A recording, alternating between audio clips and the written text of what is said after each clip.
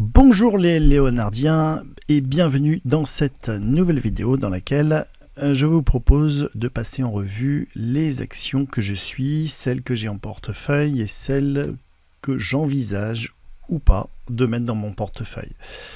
Donc ce que je vous propose, c'est de commencer par les plus pourris et puis on va monter un petit peu, on va augmenter dans la qualité au fur et à mesure de la vidéo. Donc on va commencer par Dell. Donc Dell, c'était une action qui a été recommandée par une lettre boursière fameuse où si vous les écoutiez, vous auriez eu envie de vendre votre maison et de faire tapis sur Dell parce qu'il y a un projet énorme d'IA avec Elon Musk. Donc je l'ai rajouté dans la watchlist à tout hasard. Et puis depuis que je l'ai rajouté, voilà, elle a perdu 17%. Donc c'est une action sur laquelle pour l'instant je ne rentre pas dedans. Pourquoi ? Parce que Léonard me met un pouce rouge vers le bas, donc en me disant que c'est pas très bon. Et effectivement, si on regarde le graphique, il n'y a pas forcément besoin d'être un expert en analyse graphique. Si vous regardez le prix, ici vous avez les bougies en journalier, d'accord, le prix est ici, les moyennes mobiles sont ici, le stop loss est ici, donc là clairement on ne rentre pas sur une action pourrie comme ça, c'est pas la peine, enfin en tout cas moi je ne rentre pas, j'y rentrerai peut-être à un moment donné, mais pour l'instant Dell j'évite absolument. Ensuite, on a quelques actions sur lesquelles j'ai des plans de trading, quand vous retrouvez dans Léonard, il y a la bulle avec le signal, la date du signal et puis les prix d'achat. Donc par exemple là pour Unibail, le 6 février, on avait un signal d'achat entre 81,66 et 83,67. Donc le prix a été franchi, donc je suis rentré en position. Le stop loss, on le met à 69 et avec un objectif de 110. Voilà, pour ceux qui veulent risquer 129 €, en achetant 11 titres, vous risquez 129 €. Voilà, si vous l'achetez à 83,67 par exemple, et que le stop est touché à 70, ça vous fera, avec 11 titres, ça vous fera 129 € de perte. Donc toujours calculer vos tailles de position par rapport au risque que vous souhaitez prendre. Donc si vous êtes prêt à prendre un risque de 250 €, vous pouvez prendre 22 titres, etc. Voilà, donc Unibail, si on regarde le graphique, on a eu une sale semaine. Par contre, on n'est pas passé sous le stop. Le stop loss, il est un petit peu en dessous, il est à 69 je crois. Et vous voyez que le prix est encore au-dessus du stop loss. Donc pour l'instant, le plan est encore correct. Le momentum n'est pas extraordinaire, mais là, on est sur un signal qui est autre, on est sur un signal d'achat, donc on n'est pas forcément sur un momentum élevé. Ensuite, on a ID Logistique qui a souffert un petit peu cette semaine et qui est revenu à notre prix d'entrée. Donc si on regarde le graphique en journalier, hop, voilà, et qu'on zoome, vous voyez que là, on a une belle bougie rouge, mais on reste au-dessus de la moyenne mobile, et puis le stop, il est là. On est à 362 par rapport à notre plan. Le stop, il est à 362, c'est-à-dire à ce niveau de prix-là, c'est-à-dire sur le plus bas. Donc, tant qu'on n'est pas en dessous de ce prix-là, je reste en position. Le plan est toujours d'actualité pour ID Logistique, qui est de toute façon une boîte solide. Et sachant que là, on est sur un pari entre guillemets, avec un signal où on n'achète pas par rapport au momentum, on achète par rapport à un signal avec des volumes qui augmentent, avec une volatilité un petit peu forte, qui donnent des signes élevés de probabilité de hausse. Et donc ça, ce sont les indicateurs que j'ai sur ProRayTime que je transcris ici pour qu'il n'y ait pas besoin de regarder les graphiques. On applique simplement le plan en se disant, bah voilà, si jamais on passe sous les 362 €, et ben on sortira. Alors Walmart, je ne suis pas dedans, mais c'était pour vous montrer, puisque Walmart était en tête pendant plusieurs mois. Elle était en tête du classement. Et vous voyez, si on regarde maintenant la position, elle est passée le 15 janvier, elle était à la 5e place. Elle avait un momentum de 12, et maintenant elle est à la 20e place. Donc là, si vous étiez sur Walmart, ça peut valoir le coup de sortir, hein, même si on reste haussier. Si on regarde le graphique, on reste haussier. Mais le principe, c'est de se dire, bah ok, ça monte bien, mais vous voyez que le momentum n'est plus très bon. C'est-à-dire que là, on est à un momentum de 5% sur 1, 3 et 6 mois. Et vous voyez que c'est pas la catastrophe. C'est-à-dire qu'une action, en fait, quand elle a un momentum qui est faible, ça veut pas dire qu'elle va pas continuer à monter. Ça veut dire qu'elle progresse moins que les autres. D'accord ? Donc, l'idée, c'est de se surfer sur les actions qui progressent le plus. Pendant tout ce temps-là, Walmart était en tête. Voilà. Et à partir de maintenant, on a un momentum qui commence à être un petit peu moins bon. Et c'est normal. Plus on monte, plus le fait de monter plus haut devient de plus en plus difficile. Voilà. Et donc, y a des actions qui passent devant. Entre autres, il y a Hermès qui est passé largement devant. Et puis Hermès, on va voir on va voir tout à l'heure, il est redescendu un petit peu. Donc ça restait haussier, mais il y a mieux que Hermès maintenant pour investir.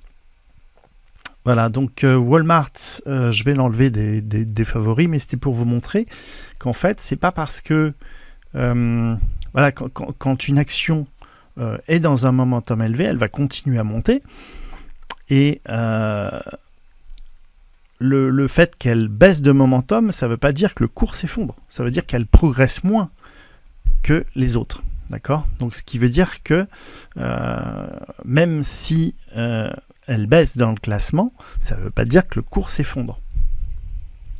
Ensuite, dans les actions avec le plan de trading, on avait un signal guépard le 27 janvier avec un achat entre 37 et 38 et un stop loss à 33. Donc si on regarde AXA, je crois qu'on est plutôt pas mal. On va regarder le graphique. Voilà, on est plutôt pas mal avec le stop loss à 33. Voilà, vous voyez que le cours a bien monté. Donc là, c'est super. On est à 38,60. OK. Et donc, si on regarde le plan de trading sur AXA, hop. AXA, on est à 38,64. Voilà. L'objectif, il est à 48. Donc, on a de la marge. On est plutôt bien. Voilà, on progresse entre le moment où je l'ai mis dans les favoris. Voilà, je l'avais rajouté dans les favoris le 17 février. On était à 37,59 quand je l'ai acheté. Et on est à 38,65. Donc on a pris 2%. Donc c'est pas la folie, mais voilà, c'est toujours ça de prix. Il y a Essilor qui est monté dans le classement aussi des actions à dividendes, hein, puisqu'elle est passée elle était en 3e position. Il y a même un moment où elle était passée devant Hermès. Voilà, donc moi je ne suis pas rentré dedans puisque il y a mieux que Essilor, hein, elle est en 3e position. Mais si on regarde dans les aristocrates de dividendes, vous voyez qu'elle est ici. Elle est en 3e position avec un momentum de 16. Et je vais l'enlever des favoris, voilà. C'est plus la peine. Et j'ai préféré rentrer sur Dassault Aviation avec un momentum de 51. Là, avec la guerre en Ukraine et le fait que l'Europe ait envie de réinvestir dans l'armée, eh bien, voilà, c'est une action où ça peut être intéressant de se mettre dessus. Ensuite, on a Nokia. Nokia, avec un momentum de 17. Et je ne suis pas rentré à cause du momentum, mais je suis rentré à cause d'un signal. Voilà. Par contre, je crois qu'au niveau de la position, voilà, c'est celle qui est numéro 1 dans les actions avec les signaux de ProRealTime. Donc celle-là, elle est intéressante. Et donc elle a un signal d'achat. Elle a eu un signal d'achat journalier le 30 janvier avec un stop loss à 4,32 et un take profit à 5,46. Voilà, avec le nombre d'actions pour un risque de 100 euros. Si vous voulez investir avec risquer 200 euros, vous en achetez le double de 263. Voilà, tout simplement. Donc Nokia, je crois que c'est plutôt pas mal. Elle se comporte plutôt pas mal. Là, on est plutôt pas mal. Voilà, on a fini vendredi, on a fini avec une bougie baissière. On a descendu un petit peu, mais voilà, on a fait une belle montée quand même. Donc, on est quand même pas mal. Sur Nokia, on devrait pouvoir faire le plan. On devrait pouvoir aller toucher l'objectif. Donc maintenant c'est peut-être un peu tard pour rentrer, hein, mais voilà, en tout cas le plan fonctionne bien. Alors Safran, je l'ai rajouté, j'ai rajouté 2-3 actions comme ça, Safran. J'ai aussi rajouté Thales, qui a un momentum sympa, et puis Dassault Aviation. Voilà, en rapport avec la guerre et les milliards d'euros que l'Europe va investir dans les équipements militaires. Donc j'ai rajouté Safran dans les actions à suivre. Voilà, elle a un momentum sympa et il y a vu les investissements qu'il va y avoir au niveau de l'Europe, ça peut être intéressant. Alors, Imerys, ça fait un petit moment que je la suis. J'étais rentré une première fois et puis je suis sorti parce que voilà, mon plan n'a pas fonctionné. Et là, je suis revenu dessus. Pourquoi ? Parce que les indicateurs m'ont montré une confirmation de la tendance que j'attendais, qui n'a pas prise tout de suite, mais voilà, c'est une action avec un potentiel vachement sympa. Imerys, ils font quoi ? Je crois qu'ils font des matières premières, donc c'est une espèce de minière. Ils vont chercher du calcaire, du carbone, du graphite, enfin plein de matières dont on a besoin pour faire les batteries et pour faire plein de choses. Donc et en ce moment, voilà, on a besoin de matériaux à fond. Et donc Imerys, si on regarde, c'est probablement le bon moment pour rentrer dedans. Vous voyez le potentiel ici, historiquement, on était allé à 60. Hein. Si je regarde un petit peu avant, voilà, donc le plus haut il est à 60, donc on peut potentiellement aller chercher ce niveau de prix là. Vous voyez que là on est à 33, donc il y a voilà, moi je suis rentré, j'étais rentré une première fois ici. Voilà, j'étais rentré une première fois et puis là je suis sorti parce que le seuil était de, voilà, j'avais mis sous les 26, je sortais, c'est passé sous les 26, donc je suis sorti et puis là je suis revenu vers les 31, je suis revenu parce que la config me plaisait beaucoup mieux.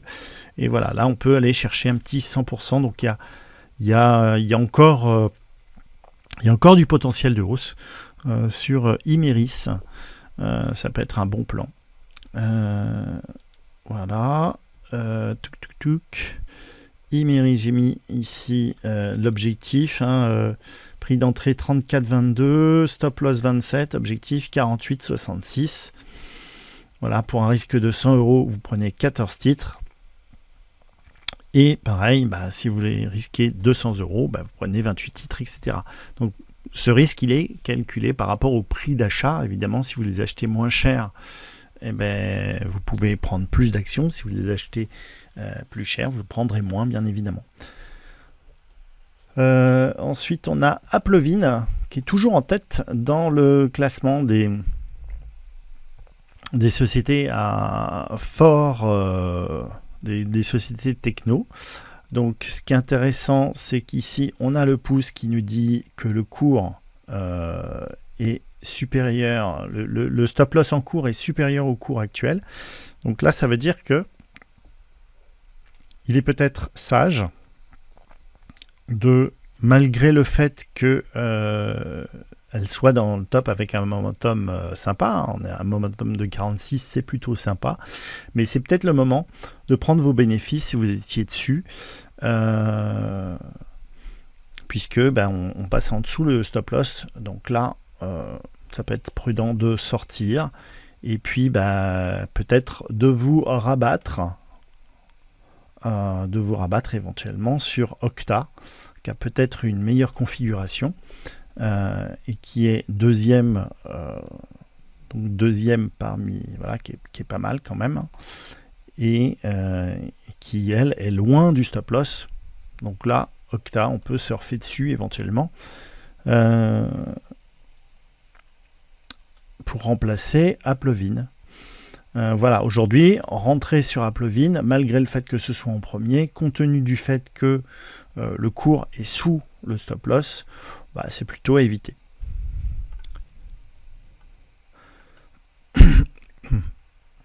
Voilà, donc ensuite Dassault Aviation. Dassault Aviation, j'ai pris une position sur Dassault puisqu'elle est classée numéro 1 dans les actions à dividendes. Voilà, donc je suis rentré là, voilà, je suis rentré le 3 mars, hein, voilà, je suis rentré en bas de la bougie, c'est-à-dire j'ai acheté en cours de quasiment à la clôture, donc j'ai pas acheté tout là-haut, donc je suis en légère plus-value, mais de toute façon l'idée c'est de pouvoir en profiter pendant quelques mois. La hausse ne devrait pas s'arrêter tout de suite. Il y a une petite nouvelle qui est arrivée dans la watchlist, des numéro 10, hein, la watchlist numéro 10, c'est les pionniers du futur. Voilà, c'est Mildef Group. Donc ça, c'est une petite nouvelle qui est arrivée et qui est en rapport avec des sociétés de défense. Donc elle a bien monté, hein, on a un momentum à 122. Elle est magnifique. Voilà, alors elle est à prendre avec prudence parce que vous voyez, il y a vraiment, quand vous voyez des bougies comme ça qui n'ont pas de mèche, c'est-à-dire qu'il n'y a pas forcément beaucoup de transactions. Donc il faut faire attention parce que c'est potentiellement très volatile. Donc investir dessus, oui, mais allez-y avec modération. Hein, l'idée, c'est pas de faire tapis sur ça parce que c'est de la défense. Vous prenez 2, 3, 4 actions et puis voilà, vous répartissez votre risque sur différentes actions. Parrot qui est en train d'exploser. Je pense qu'ils ont dû passer un accord pour faire des drones militaires. Hein, voilà, mais alors là, elle a... J'ai pas eu les cojones de la conserver, celle-là. J'ai fait une petite plus-value ici. Voilà, j'étais rentré dedans et puis je suis sorti avec une petite plus-value. Bon, j'ai pas de regrets. Écoute, on peut pas être sur tous les coups. En tout cas, voilà, Parrot, et elle fait partie des actions qui sont en tête dans la watchlist. Voilà, Parrot, elle est en deuxième position, juste derrière Rigetti. Voilà, quand on a des momentum comme ça, 239, 363, ça peut être intéressant de se mettre dessus, mais voilà, attention à la volatilité. Pour avoir un petit peu moins de volatilité, on peut se rabattre sur les indices, et là par exemple je suis sur le DAX qui a un momentum de 17, c'est nickel. C'est-à-dire que là aujourd'hui J'en suis à 5% de plus-value depuis que je suis rentré dedans. Donc ce qui est quand même sympa. Voilà. Hop. Alors, voilà. Je vais rafraîchir l'écran. Alors, pourquoi j'ai pu me faire... Ah, voilà. Voilà, donc 1000 Def Group, qui est la petite nouvelle, Parrot, et Rigetti, qui a un pouce vers le bas quand même. Hein, donc le pouce vers le bas, qui signifie que le stop loss du cours est supérieur au cours actuel. Donc ce qui veut dire que potentiellement, c'est intéressant de sortir, au minimum de prendre une partie de ses plus-values. Après, compte tenu du fait qu'elle est encore en tête au niveau du momentum, moi j'ai préféré conserver une partie. C'est-à-dire que ici, on est quand même au-dessus des moyennes mobiles 100 et 200. D'accord? Donc oui, le stop loss, il est au-dessus. Mais voilà, compte tenu du fait que elle est numéro 1 dans le classement, j'ai allégé une partie de ma position parce que voilà, un pouce rouge vers le bas, c'est jamais très bon. Voilà. Mais voilà, on a un potentiel, selon moi, à 29 $. Donc aujourd'hui, elle coûte dans les 7 à 8. D'accord? Donc on est sur un ratio de 3 à 4. D'accord? Donc avec un ratio de 3 à 4, je préfère la conserver. En tout cas, j'ai coupé la moitié de ma position pour encaisser ma plus-value parce que tant qu'on n'a pas vendu, on n'a pas gagné.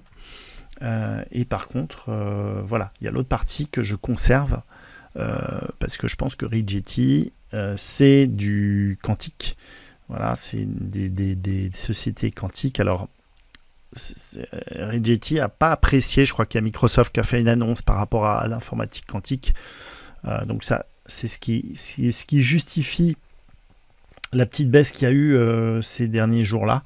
Mais je pense que voilà, Rigetti est en train de rebondir sur cette moyenne. Donc j'ai préféré conserver une partie de la ligne. Voilà pour cette semaine. Voilà, j'espère que cette vidéo vous a plu, que vous allez pouvoir profiter des marchés. Et n'hésitez pas à mettre un commentaire sous la vidéo si elle vous a plu, si ce format vous plaît. Et puis dites-moi si vous avez des actions que vous souhaitez que j'analyse. Et je vous dis à très bientôt pour une prochaine vidéo. Ciao, ciao!